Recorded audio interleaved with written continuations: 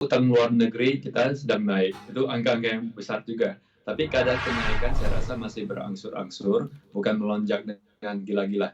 Kenaikan tersebut juga terjadi dalam konteks pandemik, ya, di mana berbagai negara, termasuk negara kita, terpaksa mengadakan stimulus fiskal yang cukup besar untuk menyelamatkan ekonomi, menyelamatkan manusia juga.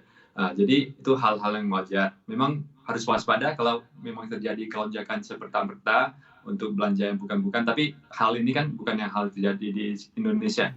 Kenaikan tersebut itu terjadi di dalam rangka pandemi, dalam rangka program PEN untuk menanggulangi wabah pandemi. Jadi kalau kita ngukur yang tadi Mas Erwin sampaikan itu kan terhadap PDB, utang luar negeri kita itu sekitar 39,5%. Memang dari 39,4%, tapi masih saya rasa termasuk dalam level yang cukup wajar, di mana banyak negara lain itu levelnya 80-90% lebih. Boleh saya tambah lagi, struktur tenornya itu juga beda. Struktur tenor kita itu hampir 90% jangka panjang, di mana rollover risk kita itu masih termasuk rendah. Baik, Pak Welian, kalau kita perhatikan perjalanan dari struktur ULN Indonesia terhadap PDB, ini tadi dikatakan memang ada di kisaran 39,5%. Ada kenaikan rasionya dibandingkan bulan sebelumnya, waktu itu di 39,4%. Dari perjalanan yang ada, Anda ada proyeksi atau outlook tidak, Pak? Ini perjalanan struktur ULN Indonesia terhadap PDB ini akan bertambah seberapa tinggi lagi? Sudah ada growth percentage yang bisa diproyeksikan dari perjalanan ini, Pak Welian? Saya rasa akan bertengger di level 40%, sekitar segitu. Ini tergantung kepada PDB kita, pertumbuhan ekonomi kita ini tahun ini gimana. Jangan lupa tahun lalu negara kita itu, ekonomi kita itu merosot 2, sekian%.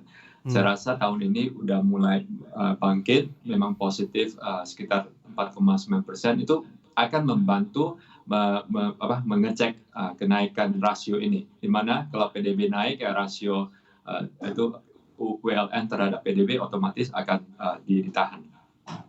Dari sentimen-sentimen yang berkembang akhir-akhir ini dan kebutuhan Indonesia untuk pembangunan, kira-kira adakah nanti semacam significant jump dari rasio ULN Indonesia terhadap PDB dari struktur yang ada? Anda melihat apa yang perlu kita waspadai agar tidak ada significant jump dari struktur ULN Indonesia terhadap PDB?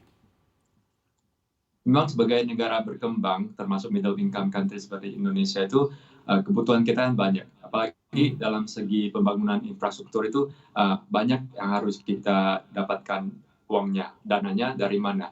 Dulu kan kita depending on ourselves, memang kita mencoba menarik private partnership dengan negara asing, dengan pemain asing. Tapi salah satu langkah yang bagus yang dilakukan pemerintah saat ini kan menciptakan sovereign wealth fund, di mana kita taruh duit sedikit, tapi mencoba menjadi magnet untuk menarik dana-dana yang lebih kelas kakap dari sovereign wealth fund lainnya, dari institutional fund manager yang besar-besaran. Itu akan mencoba menjadi salah satu faktor bagaimana kita bisa membangun infrastruktur kita untuk menjadi lebih baik on one hand, tapi on the other hand jangan sampai utang kita itu yang harus diservis dengan cost yang tinggi-tinggi.